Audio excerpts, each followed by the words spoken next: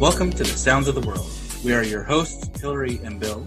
Together, we're going to travel around the world to discover new music, discuss musical topics, and interview fascinating people. Our world is a buffet of music, and it is time to eat.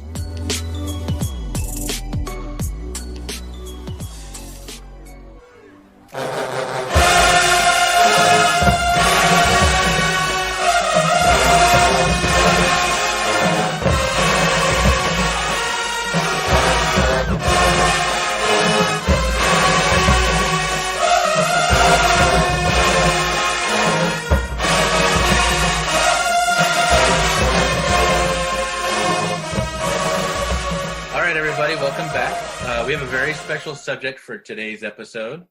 I hope you've listened to our previous episode where we talked with Nicole Casino, because we touched very briefly on this subject. Today we're going to talk about the marching music stylings that originated in the American South in the 1940s. It blends the traditions of military music and styles with some of the most popular chart-topping hits. In fact, this style of marching music surpassed the traditional athletics for which it would usually perform for. In 2009 survey, 83% of students and alumni attended football games only to see the marching bands perform, which is amazing. Their shows are often characterized with flamboyant and gymnastic drum majors, high-step marching rather than smooth marching of drum and bugle corps, and portions of the show called breakdowns that highlight the entire band dancing. It reached a level of popularity among many new audiences with the release of the 2002 movie Drumline that starred Nick Cannon. Today we're going to talk about the marching bands of historically black colleges and universities, often referred to as HBCU schools. And to talk with us is the Assistant Director of the Sonic Boom of the South from Jackson State University in Jackson, Mississippi, Brandon Jenkins. Thank you so much, sir. Hey, man, I am happy to be here. This is an auspicious occasion, in my opinion. I think this is a conversation that is very necessary, and I look forward to contributing to the dialogue. Perfect. Well, we're excited to have you. Definitely excited. Like I was telling you kind of earlier on, I'm a big fan. Hearing it for the first time when I actually went to Louisiana and heard Southern and Grambling, and of course some of the high schools in that area for the Mardi Gras parades and stuff. Mm-hmm. So I guess the biggest thing is, like, what is this marching style? Like, where does it come from? What's the history of it? Well, I will say, I think, and I think this is a good time to shamelessly plug for several of my colleagues who have done dissertations and have wrote literature on the history of historically black college and university marching bands. But one thing I think contributes to the very origins of what we do today would be Dr. William P. Foster from FAMU, because during his time, up until the 60s, you didn't really see a lot of the dancing and a lot of the popular music being played, even in the black schools, in the black bands. I think it's interesting. I can kind of mesh our history at Jackson State with it because in the 60s, we had a legendary band director by the name of Professor William W. Davis. And William W. Davis was a lead trumpet player and an arranger in the Cab Calloway's band. And he was very fortunate to take on the band program at Jackson State University. And he coined a bit of our style today. If you listen to our percussion section, if you listen to how we play standard charts, you'll hear just a teeny bit of swing. It's not very very huge. It's not a large in depth. But to that point, William W. Davis, being a member of Cab Calloway's big band, when our band really started to get its identity, we were playing jazz charts. We sounded like a big jazz band on the field. Okay, we were not playing Nicki Minaj and 2 Chainz and Charlie Wilson and Michael Jackson. We weren't playing those tunes at that time. But going back to William Foster, Dr. Foster at FAMU, he really, and the FAMU program as a whole, I think, really started and initiated this idea of dancing while you're playing. Not only dancing while you're playing, because it was not necessarily for entertainment at first. This was just something that they just kind of ran into at band practice one day. You just notice some students doing certain movements, and it's like, hey, let's incorporate that. Let's see what this looks like. And so and a lot of people don't think about this, but at the very beginning, it was something fresh and new for the band. Yeah. Let's try this. And what fueled the acceptance, I think, would be the crowd's reaction when they first saw it. And when the crowd went wild, it was very obvious. And Dr. Foster is a smart man. I think we all know that. Yeah. And he knew that, hey, we're on to something here. And so it really became the model for historical Black colleges and universities to not only have an exciting band program, but to and learn, because as you know, and if you read, Dr. Foster was a very strict musician. He had just as much as his marching band was they probably were more famous, but he put as much energy into his concert bands as well. And so there was a very comprehensive program there at FAMU, which again, and that models a lot of what we do at Jackson State, because we too have a very comprehensive program. And if you ask me, I think we have the most comprehensive program, but I won't start that conversation. But again, Dr. Foster, they really realized that, we can really entertain the crowd at these football games. And so it became this idea of the band, will serve several purposes. I'll mention Dr. Isaac Riggs, the legendary band director at Southern University.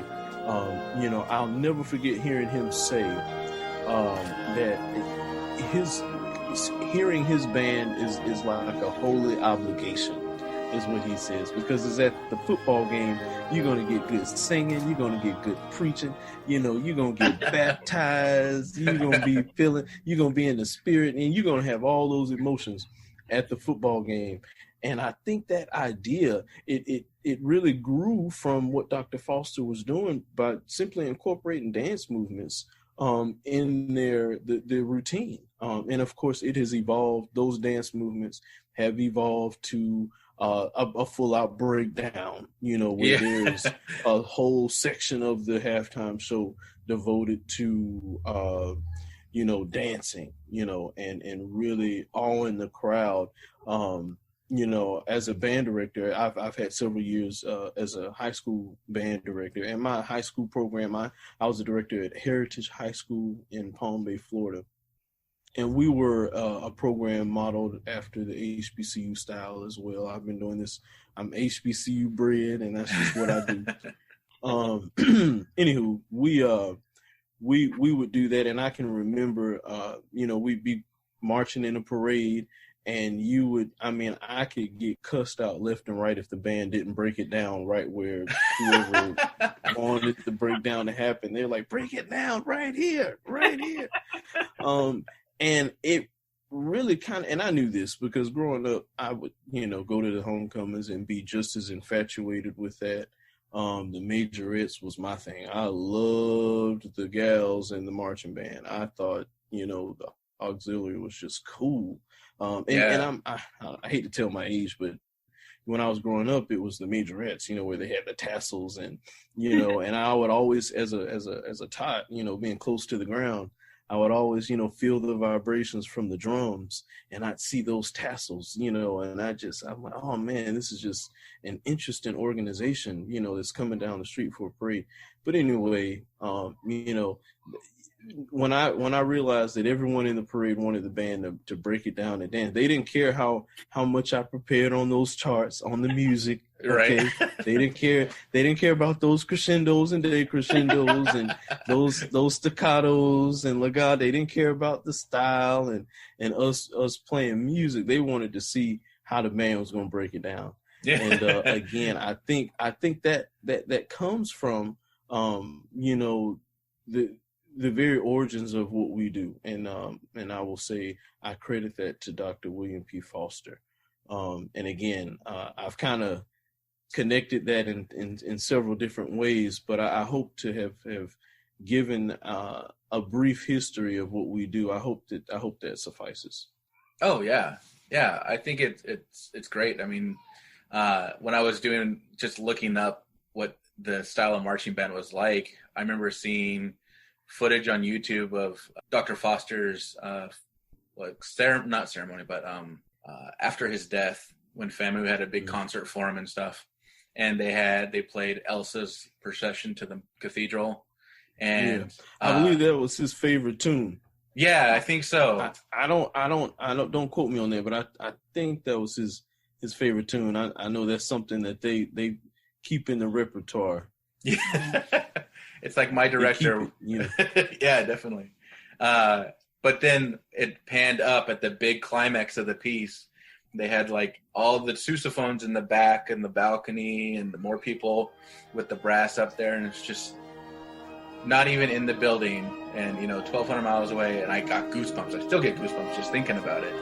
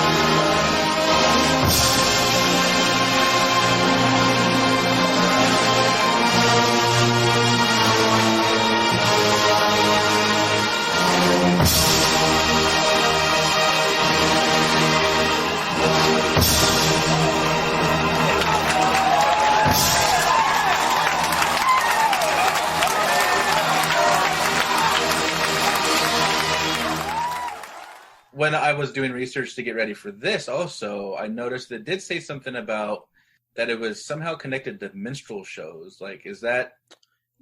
I saw that in your notes, man. I don't know that. I don't know that to be true.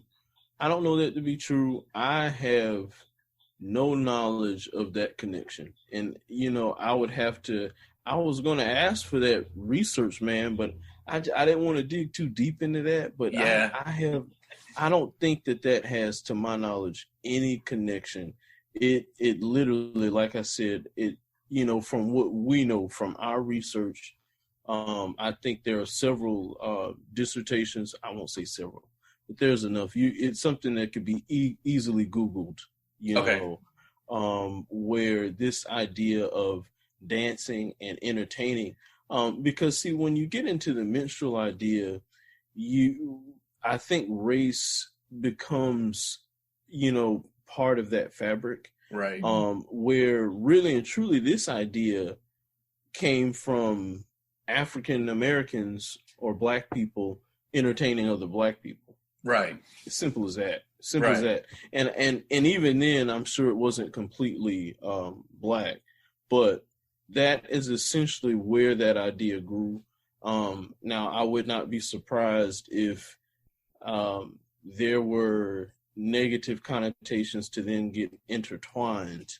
But if I could be true to the very origins of what we do, I would not say that there is a connection there. Yeah, it seemed like a very weird kind of connection that this research had been making, and I was just like, no, I got to ask someone who's in this to know for sure. Oh yeah, absolutely. Absolutely.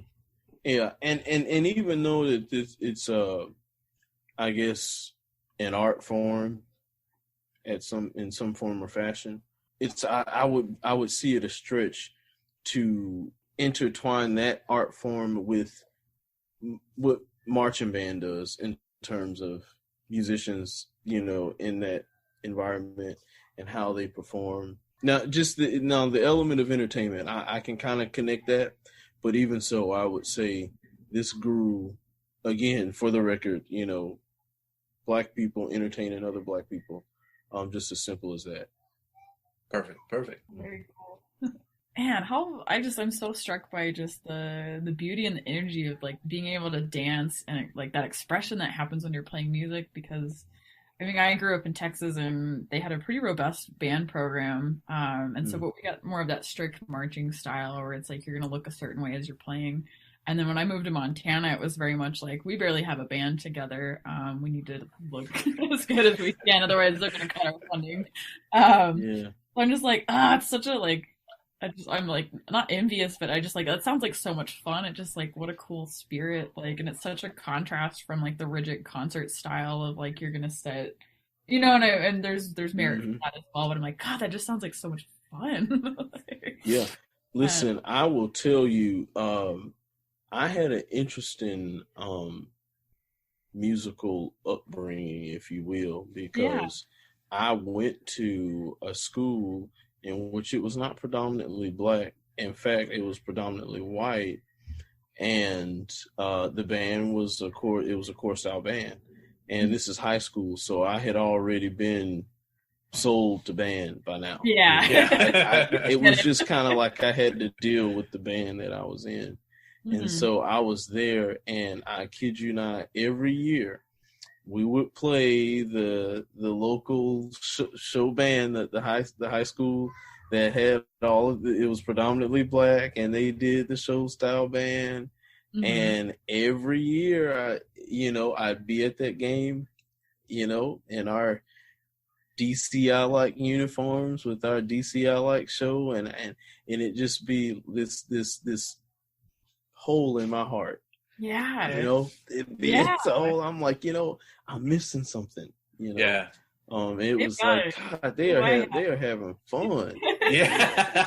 And I would go, I'd go to the parades where the local HBCU would have the homecoming, and I would get the same feeling. I'd go to those games on Saturdays and just really, I was just geeking out with band, and I couldn't wait to possibly be a part of that. I didn't know that I would, but so I did end up going to an HBCU for undergrad, but I will tell you it was a huge culture shock because it's totally different than, core style. So me even being a black person, I had to get together pretty quick, Oh no, that's very cool. Yeah, I can't even imagine. I mean, like, I went to a very rural school where we had like 30 kids in band, and like it was grades 7 through 12, and we never really made it past our like mini pep band songs that we would play. So when I see these like high school bands just out on the field marching, and it's kind of the same thing where I'm like, man, that'd have been so cool to be a part of, and just didn't have the opportunity up here. But I really very much enjoy watching just all of it. It's amazing.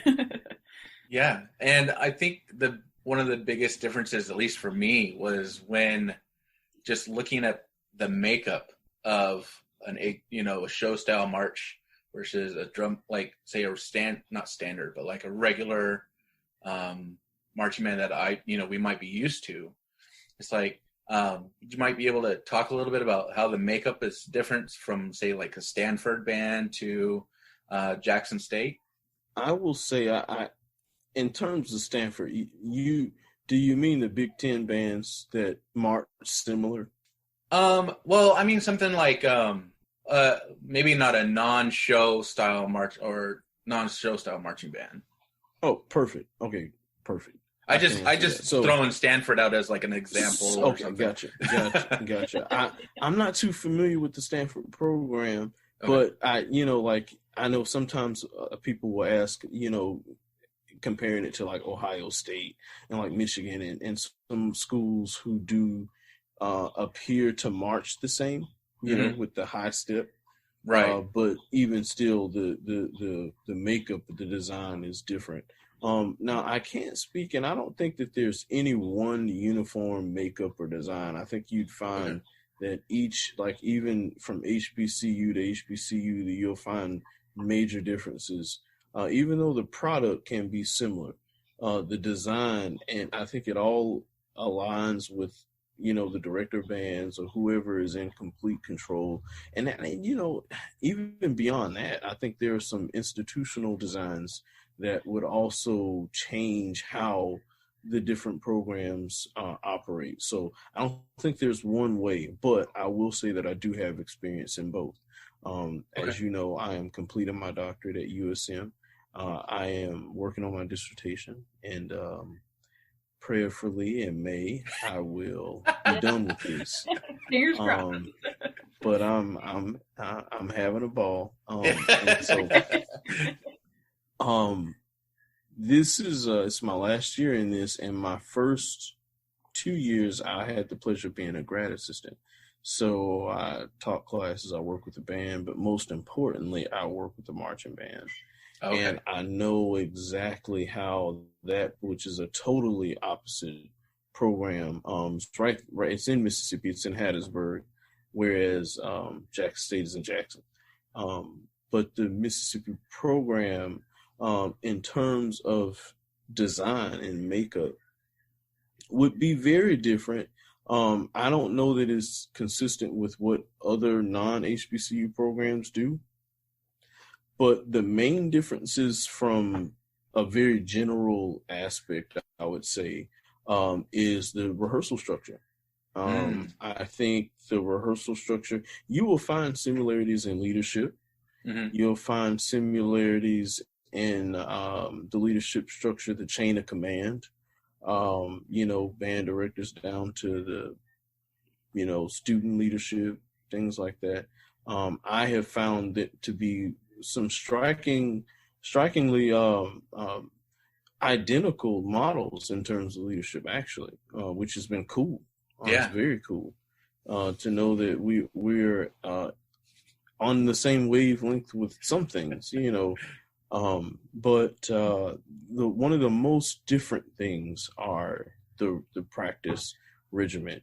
I will say that from my experiences, from observation of other core style programs or non-HBCU programs, I'll say, and then definitely USM, the University of Southern Mississippi, that is, because I have worked, hands-on with them for 2 years, two years and some change, really. I will say that the rehearsal structure, I can't emphasize that enough. One of the biggest things, or the biggest differences in the rehearsal structure, is the time. When I arrived to USM, and mind you, I will say that all I know is, in terms of college band, is HBCU. That's all I know.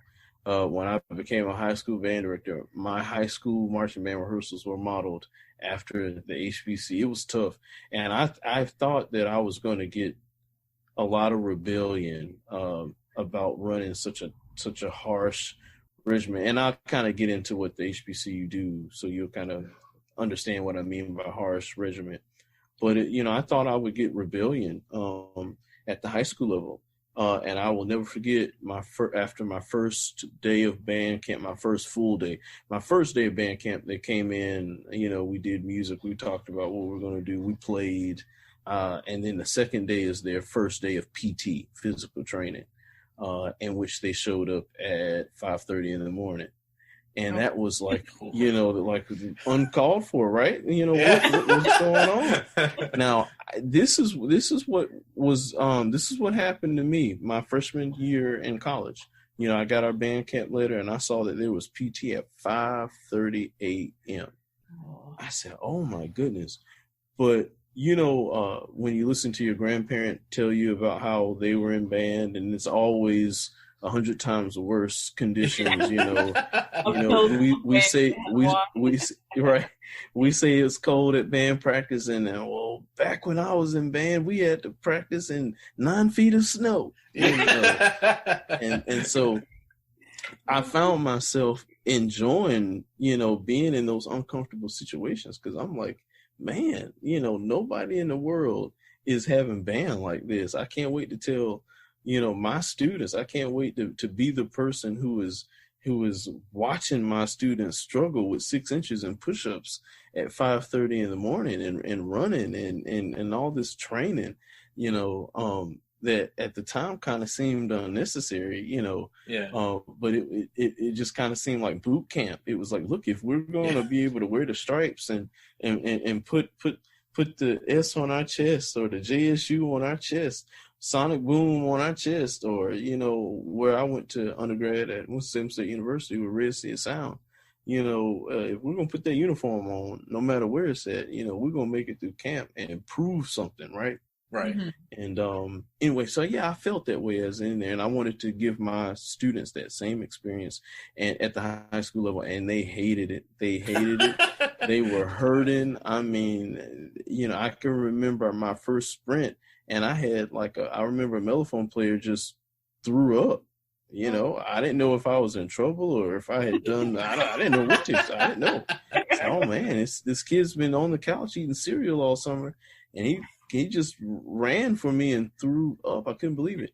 And I'll never forget the second day I had my parent meeting, 6 p.m. I always wanted to, again, this is how my band director did at college. I just modeled everything like it. And, that gives the parents 2 days to experience their child in camp a little bit. And then we have this meeting. So if there are any concerns, I get to hear about it. And when I tell you, I heard no concerns. I did hear a few parents say that we were wondering what in the world you were doing with them at 5:30 in the morning. But hey, look, if you can get them out the house at 5:30, then look, you go ahead. And there was a lot of that. But one particular parent told me, she said, I don't know what you did, but my son came home, he got in that shower, and he went into bed. I need you to keep doing that. Keep doing that. And I said, yes, ma'am.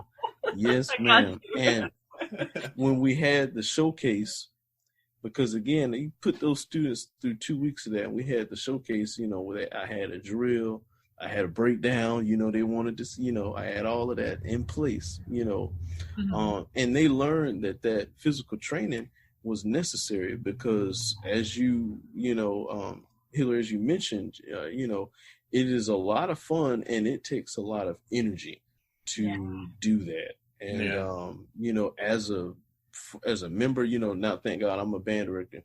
I'm getting in shape now for band camp. We get ready for spring time. I have to get in shape, as a band director, I'm getting in shape.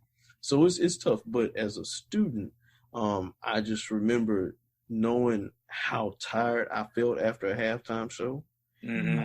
And I remember saying, oh, I cannot do the things that a normal college person would want to do. Now, we still did them anyway, but then we just kind of said, we'll just put up with the consequences because, we get some give here, and some give, no pain, no gain, right? So, anyway, it takes a lot. And so there has to be some physical conditioning, and that is a huge difference, in the rehearsal regimen. I think at USM there we do a little conditioning. We do some. Mm-hmm. I think we may take a lap or two, but that's about. We definitely do stretches, because a lot of what the non-HBCU style bands do rely on more of the body. In terms of movement, where we have pretty much a strict regimen, that just stays consistent throughout the entire drill until it is time for the dance movement, which at the end still, they aren't dance movements that we would fine tune like we would fine tune a DCI movement. Right. When you notice I don't know exactly what they call, but when it's like a some type of group movement, if they all kind of curtsy together, or they all have some type of movement they do together, you can see that it's really fine tuned to the T. We generally stray away from motions like that. The most complicated movement that I've seen Michael Jackson moves incorporated in like an MJ show, but then still it's not something that has to be as fine-tuned as what DCI or non-HBCU bands do. But to my point, the energy that it takes to put on those to play and dance at the same time, but even just to dance, I'm a sousaphone player, I'm a tuba player by nature. And I was tasked. I didn't have to dance as much because somebody had to play the bass line. So that was the sousaphone section. So we didn't have to dance as much, but we had to carry those sousaphones. And we had to march with those sousaphones, and again we had to put on a show. So they don't want to just see you march and play. You got this big horn. What you gonna do? You gonna put it on your head, balance it. You gonna put it on your finger and turn it around. What are you gonna do? FAMU, they have, and every program kind of has something special that they do with the sousaphones. FAMU, in their field routine, their sousaphones will jump up and hit a split, just like the regular band members. Wow. Look it up. Wow. YouTube, look it up. They do. I'm gonna look this up. That's nuts. Yeah, they do it. They do it with a sousaphone. Yeah. I can't do that without. Yeah, thank God I wasn't a part of the FAMU band, because I can't imagine that. Now, what we would do is we did have ways that we could swing it, and you'd be like, "Oh man, how in the world you did that big old horn?" But it's really just a play on gravity. I like to say, because like once you get it started, that goes. It's like, listen, it's falling. Really, I'm just kind of managing the fall. I'm not really making it do nothing. But so that I would say again, to your point, the makeup of the programs, I would say the rehearsal, because I think both programs, even though they're different, or non-HBCU and HBCU programs, I think, and there's bad on both sides of that. I'll say that there's some bad non-HBCU and there's some bad HBCU. But very good quality programs on both ends of the spectrum. They sound good and they look good, and they do very well with what they do. The main difference in terms of that preparation to get to that glorious product, I would say, the rehearsal being the physical portion. I would also say the time. When I got to USM my first year after being a high school band director, and again, I told you I modeled my program much as that. So not only did we get up for 5:30 at PT during band camp, but a regular marching band practice at my high school, we'd start at 4, and I'd let them go about 9 o'clock. Wow. School got out at 3. And so you say, man, that is a huge schedule. Or a long schedule, but 5 hours is I would take, and it started with a very detailed warm up, very similar to Jackson State now, very similar, because I modeled a lot what I do after Jackson State program. That's kind of how I fit right on in as assistant band directors, because I know what we do, and I can help on the upward trajectory. Right. And anyway, so my rehearsals, we had a lot. We had a very extensive warm up. I treated it as though they didn't practice on their own, because I had an interesting program. I had beginners. About a quarter of my band were beginners, people who I just found and gave them a horn. I'm like, look, you're gonna be in the marching band. You're gonna play. You're gonna help me attract people to this band. And so we start with long tones and chorales and lip slurs and scales. And one thing that I did that other high school bands didn't do was I played marches. Oh, wow. And so I played about See, I did King Cotton. Mm. I did. I can't remember. All these marches. Yeah.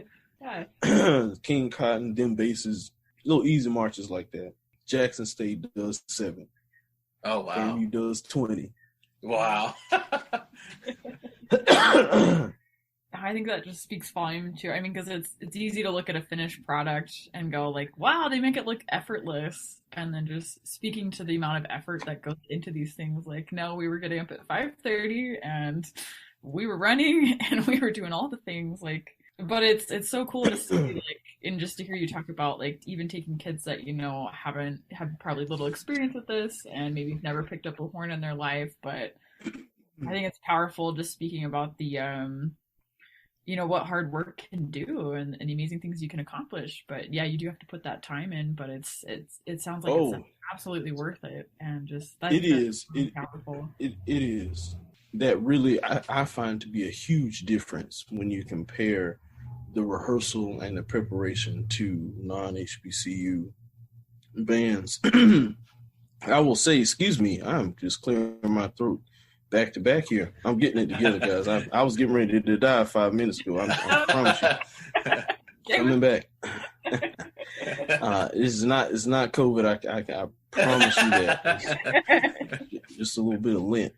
Now, I'll say another shocker for me coming to the USN program from my high school program. Again, I just told you we would go from 4 to 9. Mm-hmm.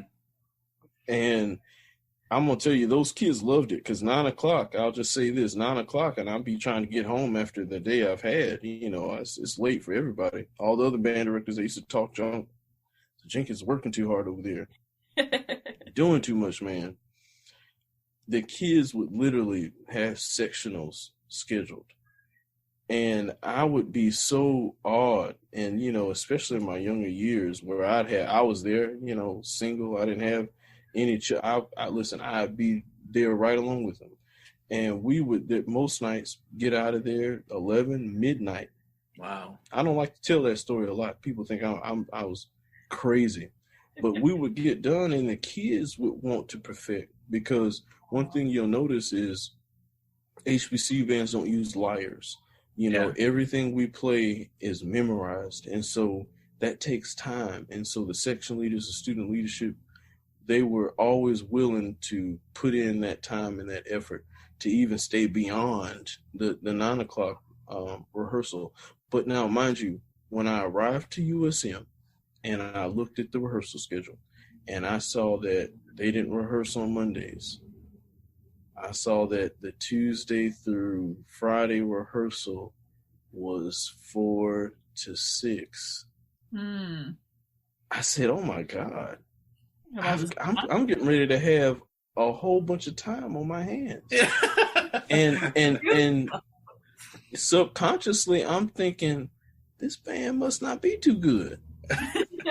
They only rehearsing 2 hours a day. What in the world is going on? But I went to our first rehearsal as a band GA. I'm trying to do my job, taking attendance to, see, this is before the age of the Rona, as people will say. So this is back when things are normal. I'm fixing coolers and doing my job. But I noticed how quickly the music came together, how quickly the drill came together, and how that rehearsal flowed. Yes, it was 2 hours and we were out of there, but so much got accomplished. And, I'm there to learn. I sit down with the director, who's Dr. Colin McKenzie, is a great mentor, a great friend. He is just an amazing conductor and amazing band director. He is the associate director of bands at USM now. He's the director of the Pride of Mississippi Marching Band. He pretty much explained to me that you have to have a goal. And you get in there and you meet that goal. And if you set that time, 2 hours, that's the time that goal has to be met. And that's it. Wow. And I think HBCUs can do better. I think we can, and Jackson State is. We were at one point and quite recently a program to be out there 2 o'clock in the morning. Working on our field show, because we have to fix music, then we have to fix drill, then we have to fix music and drill, and then we're tightening all of that stuff, and it takes so much to do dance routines, making sure everything flows, in our show. And so it takes that, but we have organized our rehearsals. So we have structured our rehearsals. We've taken the lead of our brothers and sisters on the other side of this thing, and we've compromised. Now we're not quite mature enough for the 2-hour limit, but we have brought that 11, 12, 1, 2 o'clock. We have shaved that down to, we know that we are wrapping up around 10, and that's still late. That's still late. But we are starting at 5:30. But it's still a lot of time. But that, and you'll find that to be consistent amongst other HBCU programs too. It just takes time to do what we do. But I wouldn't change it for the world. As a band member, and even now as a band director, when you're making all that noise at 11, 12 o'clock at night, but you don't have people. You don't have people. Sometimes I thank God I'm not a northerner, because I imagine if there's an HBCU band disturbing the peace in New York City, how I could just imagine what the people would be screaming out of their windows.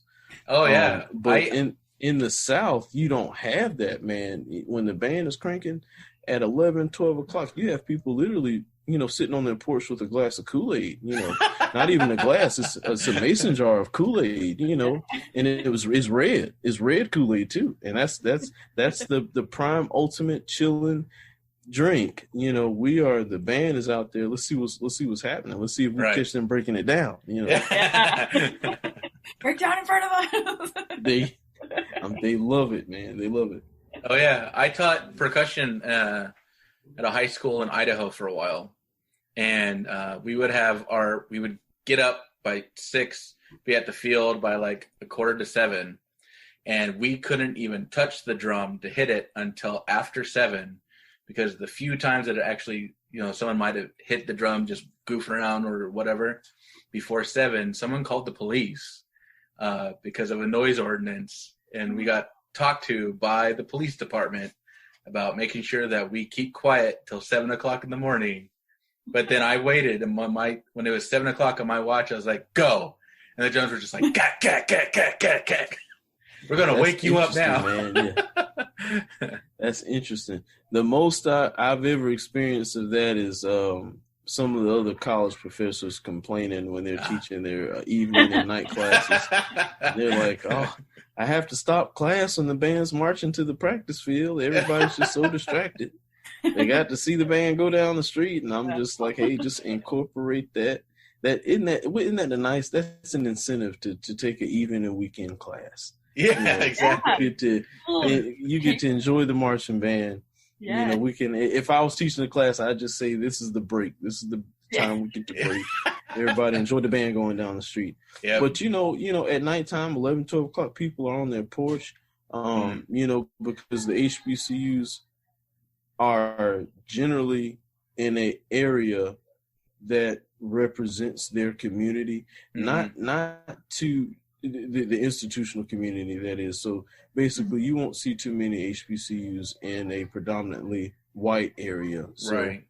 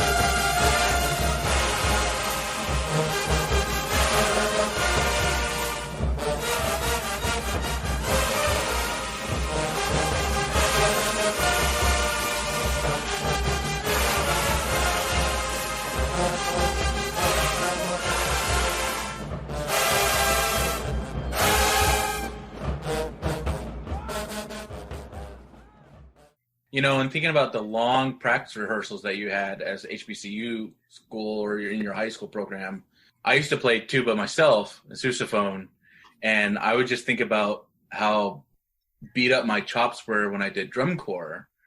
And I just, how do you get them to rehearse for so long?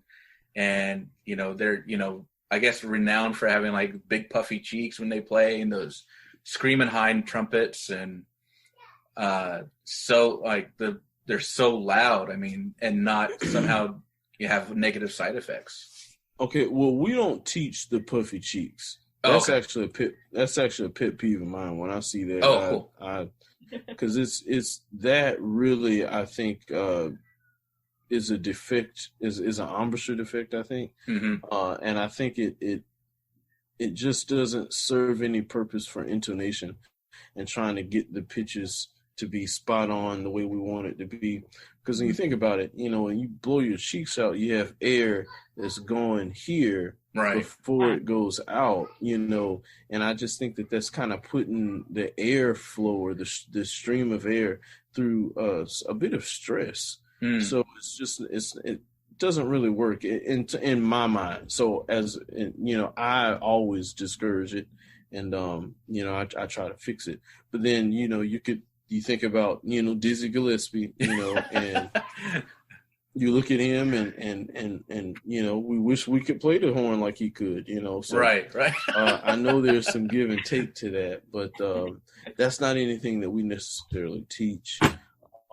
Now, as far as the things that kind of happen when we play, we are generally smart, and I think good band directors are. I know you have bad leadership everywhere, but good band directors should be able to gauge how to manage those long rehearsals.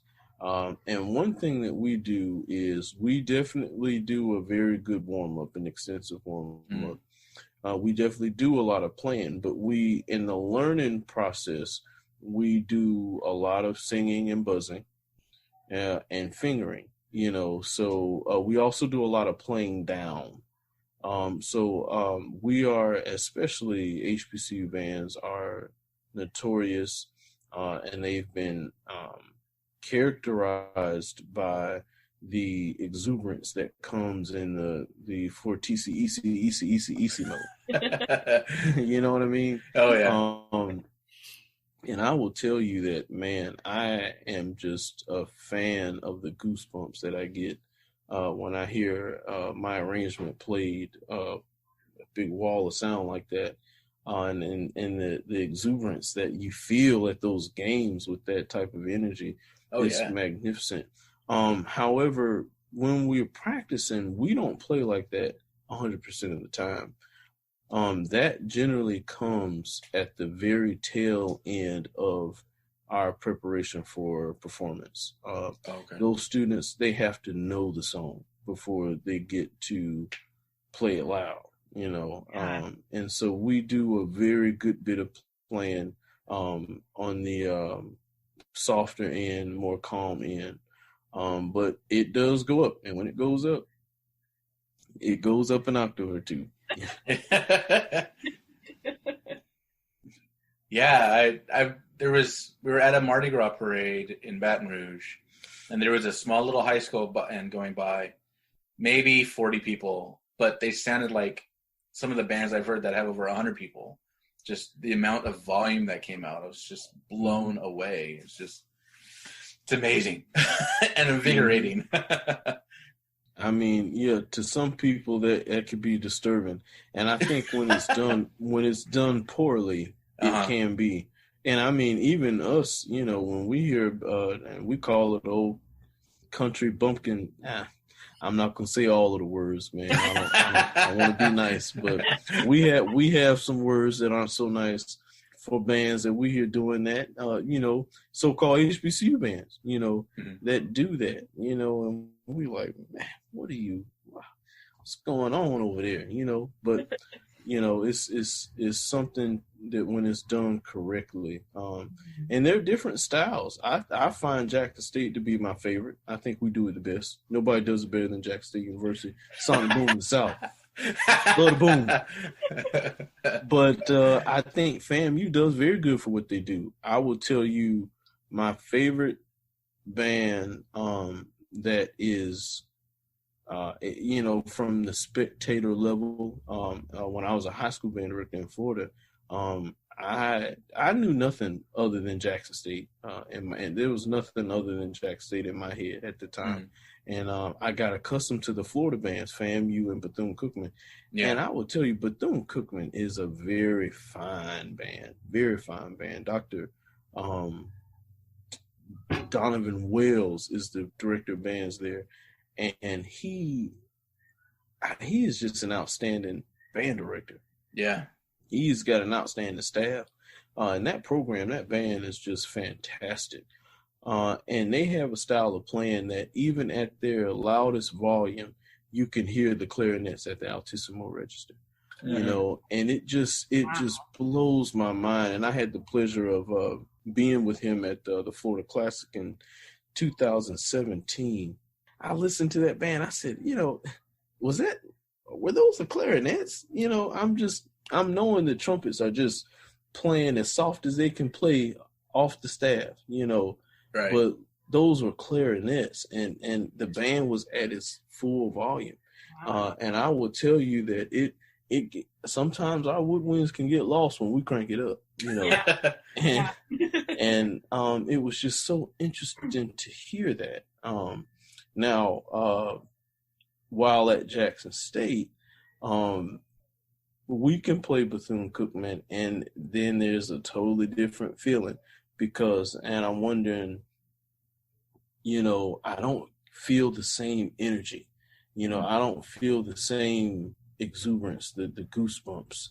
I'm not getting that Tony seasoning in my gumbo the way I want, when I listen to some of those arrangements. But then when we turn something on, I can feel it, and it gets in my bones. Mm-hmm. And it's like, we're band directors and we're trying to uphold a certain image. But then we can hear a certain song and then we just look like one of the students, but with the band director uniform on, in front of the band, just going nuts, and just conducting from our heart and really proving a point. And nothing comes close to that feeling, man. Walking down the parade in say we're in Mardi Gras, the band is just playing, and you just walking down that parade and everybody's just so infatuated with the sound. It's just very interesting. And it's, since I was 12 years old, I think I'm about 30 now. I don't keep up with it anymore. I don't know how old I am, really. But I do know all it. The time. You're in good company. Right. But when I was 12 years old, I noticed that, I had that experience at a parade, and I said, this is it. I'm going to do this for the rest of my life. And I knew even then that I wasn't going to be marching in the band for the rest of my life. Right. I was going to be a band director. Yeah. So that's how I was going to do it for the rest of my life. Oh, I got chills. So I would say that mostly that is, how we approach the rehearsal. We don't really play like that 100% of the time, because we do have to take care of our musicians, and we have to be smart with that. Now, I will say one experience I had as an undergraduate as a sousaphone player. The sousaphones play very loud all the time in our bands, and I had to get used to that. I had to get used to making certain notes sound a certain way, and it caused so much,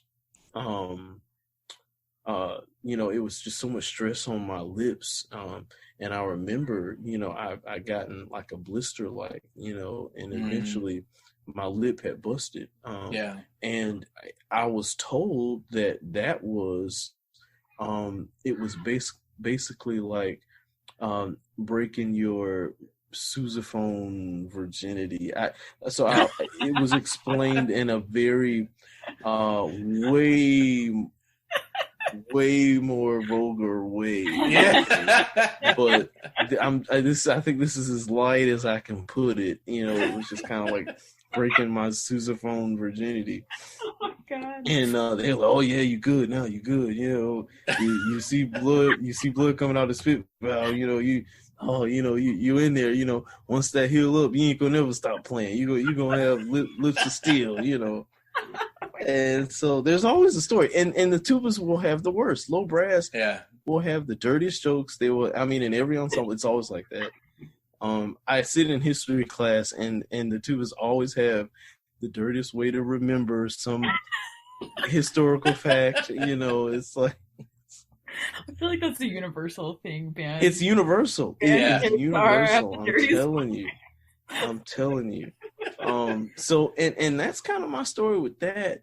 But I will say, as a teacher, as a band director, I have not had a lot of conversation on that, because I'd hate to tell a student that that's what has to happen, right, before you can. Because now I do know that coincidentally, and I really think this is a mind thing, but when it healed up, I was good to go. I mean, I could play loud, and I didn't have to worry about. It was kind of like they were right, but I still don't want to admit to it because it's just so crazy, So I don't teach that, and I would hope that we don't teach that, but I will say that you just have to be, as band directors, you have to be very cautious. And I know at Jackson State, we are. So we'll if we play a song up and it's not perfect, the next time we'll play it down, and fix what we want, and then wait a time or two before we play it up. We won't go back to back, because eventually, as the season gets longer, our repertoire grows, and so when we are playing up, there'll come a time in the season where we're playing 50, 60 tunes up. Wow. And that's a lot of music. And so even then, we have to be careful. And people say, we prepare for battle. One good thing about when we battle another band, or when we're playing in a back and forth with another band, is we have to give the other band an opportunity to play. So that 2, 3, 4 minutes that they're playing, we are recuperating. Yeah. In the concert setting, this is why I have readers. We play a tough chart, and then you get to hear a page about the next composer, and then somebody's like, well, "What's going on?" It's because I'm thinking of everything I can to give the band a chance to recuperate. And now that's kind of how I used to do just give some random facts, and people are like, okay, And so now we've started to get very creative at how we have rehearsals or concerts, and even now the age of the Rona, it's even it's different.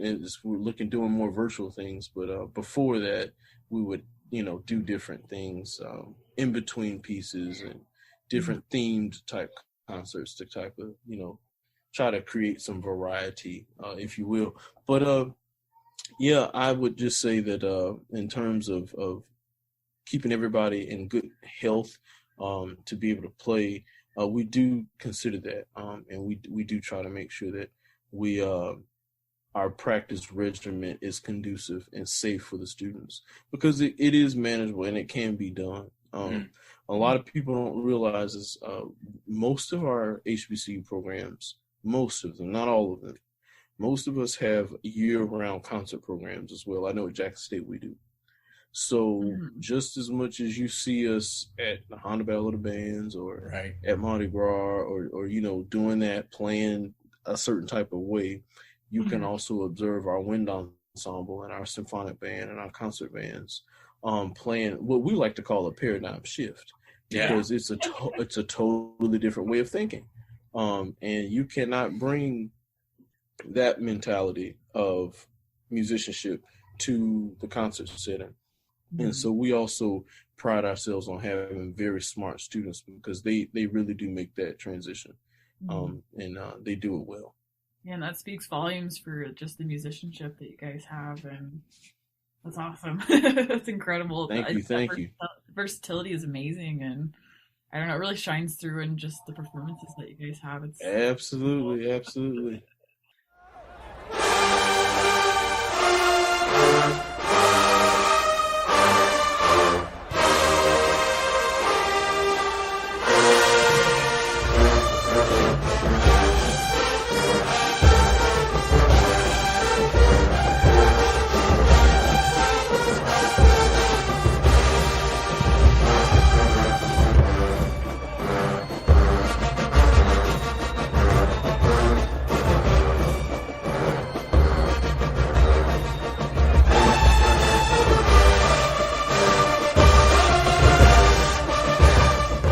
How does an HBCU program fight the negative reactions from audiences when people like Justin Heidemann are given the opportunity to be the drum major of a program similar to this? In case anyone doesn't know, Justin Heidemann was one of the first Caucasian head drum majors at Jefferson Davis High School in Alabama. And he's been interviewed by I think 60 Minutes or Good Morning America or something. And, some people had a very negative side view of it as a, here they go trying to break into something like this.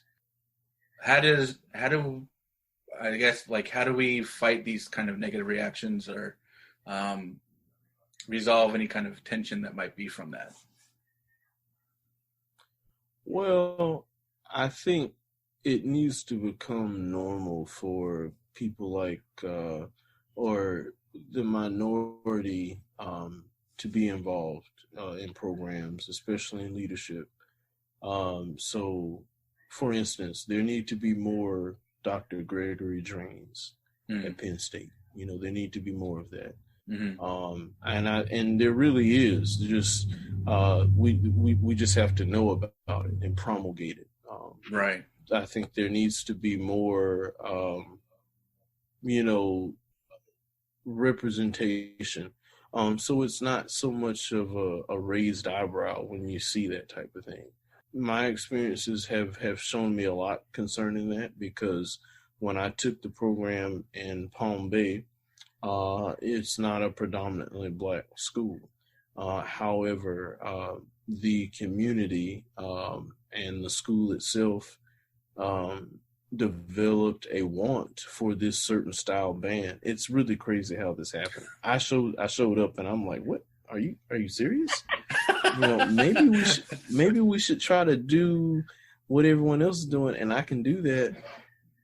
However, they were like, no, they were very specific, and they were very sure that they wanted this type of band. They had been influenced by Bethune Cookman. So they really wanted to have this type of energy in the community. So I said, okay, as long as you support it, and they supported it, and it happened. But essentially, you had a band that was predominantly white, because I did have Black students. My band was actually the cultural melting pot of the school. It was the most diverse organization. To tell you the truth, it was the most diverse organization on our campus. However, because of the demographics, the white students did outweigh the other students. But what was fascinating was that they were doing this HBCU style band. I would encourage you, look Heritage High School up, Palm Bay, Florida, but it'll make sure it's the years of my reign, because prior and post might not be the best representation of what I'm discussing here, and that'll be particularly 2013 through 17. Okay. But if you look at that band, you will notice, hopefully if you see any up close, you'll notice that, my students weren't predominantly Black. And so you would see them doing all of those moves. I mean, everything I did was, and people were more wild than anything. People were more wild than anything. But I did hear, and I don't want to go too far off from dealing with the topic at hand, but I did hear things like, oh, well, all he plays is black music, Mm. And I got that complaint, and my principal, I was a loose cannon back then, but my principal was crazy enough to even call me in about it, and he said, "I just want you to know I got this complaint." I said, "Are you serious, man? So you called me in to even tell me this?" Wow. And he said, and I thought to me that was me. That was him saying that he wanted to question, is this the case? Do you need to make some adjustments to the repertoire, Right. Because that should have been, "Ma'am, you're crazy. Yeah. See you later." That should have been cut and dry. But exactly. It was, he still felt the need to discuss it with me. And I felt so crazy about that because guess what? At the time, I had written about 4 or 5 Katy Perry tunes. Iggy Azalea. That she was a dance feature. And I'm like, wait a minute, these people they don't understand, and they're so ignorant. Yeah. They say, "Oh, that's all they do is playing," but because they don't even understand. I'm playing popular music. Yeah. Yeah. So anywho, to your point, I am not surprised. I personally, and I hate to be so redundant, I have not heard a lot of negative talk regarding this young man.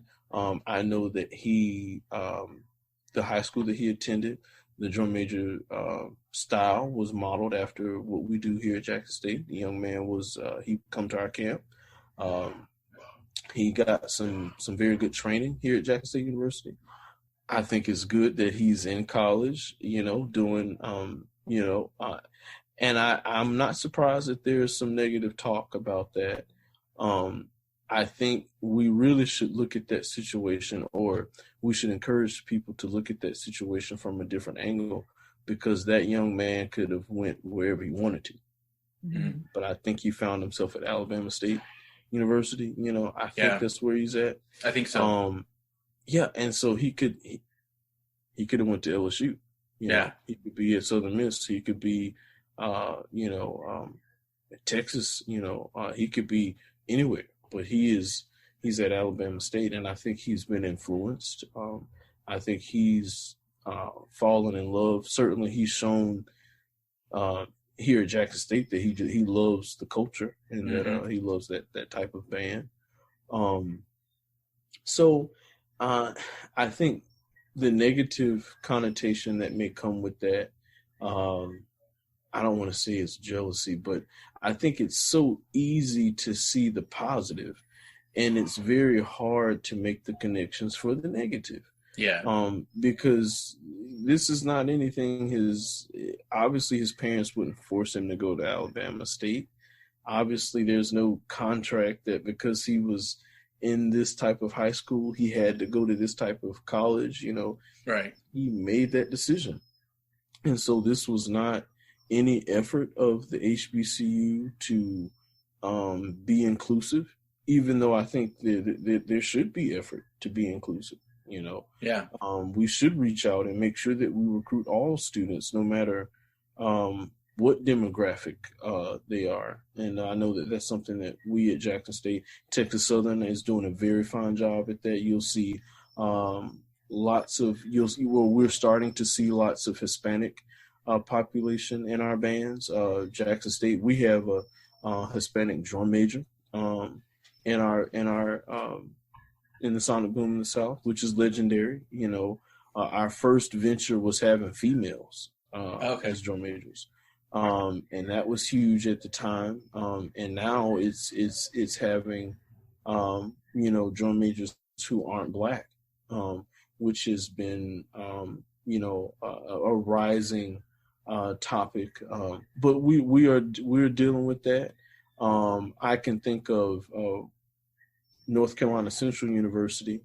I know that they had a white drum major at one point. So I think that it just has to become normal, because people just need to know that that's a thing. I think it's very cool that he is getting. I saw a lot of positive attention. Hopefully, he's still getting some positive attention. But I do hate the negative attention. Yeah. Yeah, I reached out to him. Hopefully we could talk to him about it. I mean, it'd be fascinating to talk to him about his experiences and things. So then I just have a personal question is, as a person who's been just in love with this style of marching band, what was your reaction to Drumline? Okay, when Drumline came out, I was in, I want to say high school. Okay. I was in high school when it came out. What year did it? Was it 2002? Yeah, I think 2002. Yeah, I was in high school when that came out. And that, just to give you an example of what I thought, after every football game Friday night, I came home and watched Drumline. Every Friday night. Every Friday night. Never got tired of it. Learned all the music. Learned a lot of the band director lines. I conduct. I loved it. I do the little raps. Got me polishing drums to the break of dawn because I'm hitting upperclassmen named Sean. On and on. We was doing all of that. And Dr. Lee's infamous "Good morning." Yeah. Good morning, the music. Yep. I love that, and to this day, I still, for kicks, when I feel like it's been a while, I'll bring it up, watch a little bit of it. I will say, as an expert now, because I was in high school back then. As an expert now, I do know that that's not exactly what goes on, but I think it's a very cool way to get people thinking about it. To be honest, because there were some aspects that are consistent, but not completely. But right. Most of the time when you think about TV, it's always some superficial, element to it. Mm-hmm. I think if we wanted it to be more real, we probably should have gone the documentary approach. But when you consider that it had to be a movie. There had to be a storyline, there had to be that type of setup. I think it works because it still gets kids geared up for band. And but now the following Drumlines, I will tell you, I tried to watch maybe the second one, A New Beat or something like that, and it's just not, I don't know what's going on. It's just not happening. Yeah. I did like the VH1 Bethune Cookman documentary that they had. And even that was very limited. I watched every second of that because I love that program. Yeah, that was a really good, really insightful one too. And it was very geared to like drama and auxiliary and stuff like that, which I think is good, but they could have gotten, I felt like it could have gone, I think it was like 15-minute segments or something like that. Yeah, they were super short. I just think it should have been something a little bit more extensive, Yeah. But again, there was some realistic elements, but it just wasn't enough realistic element for me to make it a good picture of what's happening.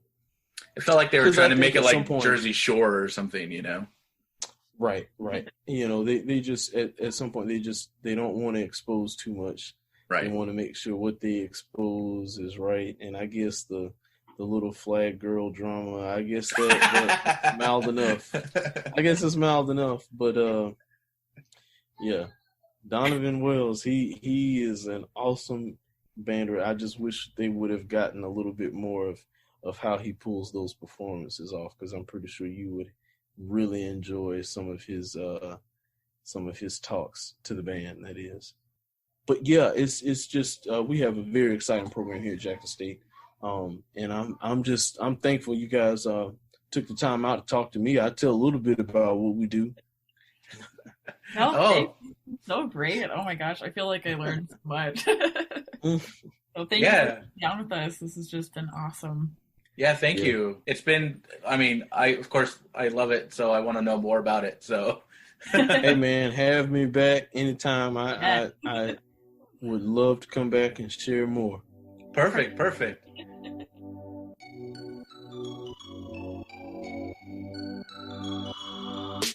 Thanks for listening to the Sounds of the World podcast. We hope you enjoyed the episode.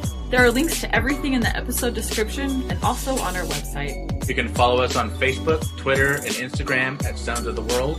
Show support for Sounds of the World podcast. Please join our Patreon, where you can have access to our after-party discussions with guests, discounted merchandise, and even more. If you have any questions, answers, or episode suggestions, please email us at soundsoftheworldpodcast@gmail.com. Well, Bill, I think I'm going to go have a beer now. Hey, there you go.